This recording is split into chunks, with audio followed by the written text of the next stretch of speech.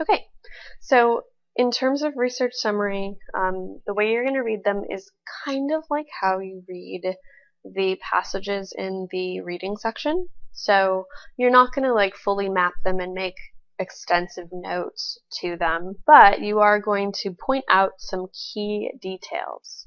So the basic idea is you want to start reading, and then as soon as you find the reason for, whatever their experiment is, you want to mark that down. So this is kind of your why. So why are they doing these experiments? What are they trying to look into? So you want to underline that. And this is going to be something like, in order to determine the relationship between temperature and pressure, the scientists, and then it'll, say what experiments that they did. So you underline why they are doing this experiment, the purpose of the entire thing.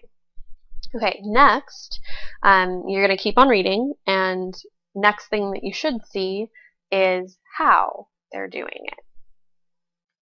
So this will be the nitty-gritty of,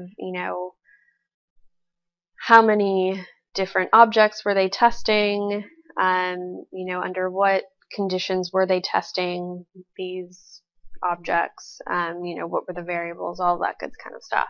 So this is going to be the description of exactly what the experiment is about and how they went through and did it. So you want to circle that. Don't underline everything, because then it's harder to go back and, look at everything. So you want to do 3 separate things for your 3 separate pieces. So underline the first one, circle the next one. If you hate circling things, you can do some other kind of marking, but just don't do the same, underline all 3 things or circle all 3 things. You want to keep 3 totally distinct markings. Okay, and then the next one is your result. So this is normally going to be in the form of a table.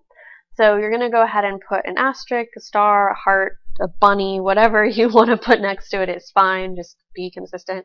You're going to mark that. So I like to asterisk them just because that's fast and easy, and timing is such an issue on this test that, the fastest thing you can mark up is probably the best thing that you can do. So you're going to mark normally your table or your graph, and at that point you're going to go ahead and look at that table, chart, graph, etc., and you're going to think about what's going on. So you need to think about the variables, the control, the relationship.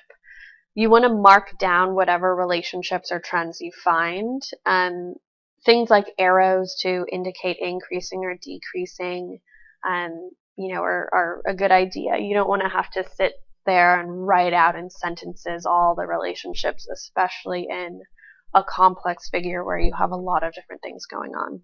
But the point of making an asterisk next to your results is not so you can find them, because they're in a table. It's very obvious where they are. That's never going to be a problem. It's so that it reminds you to go through and find, what are the variables, what are the relationships. So that's really the reason that you're marking up your results. Okay, and then as soon as you've done that, sometimes you're going to have to repeat. I'll go ahead and write these as steps. So sometimes you'll have to repeat step 2 and 3. The reason is going to be for the entire set of experiments, but if there's 2 experiments, there will be 2 methods and there will be 2 results. If there are 3 experiments, 3 methods and 3 results. So you do step 1, and then you might have to repeat 2, 3, 2, 3, 2, 3. But after you're done with your last result, then that's when you get to go ahead and look at the questions. And if you've done a good job with the results, a lot of times you'll have already answered, a good number of your sort of patterns and trends questions, and you'll be well on your way to understanding the scientific reasoning questions. So it doesn't take very long if you're doing it right. You don't want to sit down and write whole sentences about it and, spend a long time, because you just can't afford to do that. But if you learn to do this and do it pretty quickly, it means that when you get to the questions, you're going to be a lot faster and you'll be much more accurate, which is really important to getting a good score. Okay, so let's go ahead and look at our passage. So the passage that we're going to go ahead and look at is, it should, show up, but it's the experiment. You'll see if you're looking at it, you have, like figure 1 for instance, you have a syringe and you have gas in a syringe with a plunger. So you've got 2 pictures, figure 1 and then figure 2 also, where you are applying fire to, some sort of apparatus, a pipe of some sort, and you're heating.